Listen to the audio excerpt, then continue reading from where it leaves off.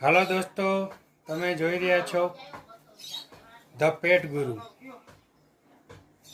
આજે આપણે વાત કરવાના છે કોકાટેલ વિશે।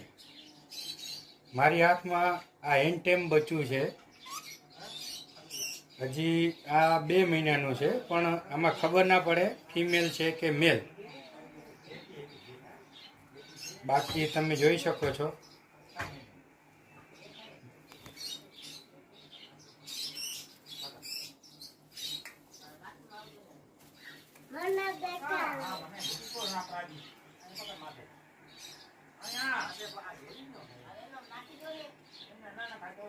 ફિમેલ થશે કેમ કે આને ડોટ ડોટ છે,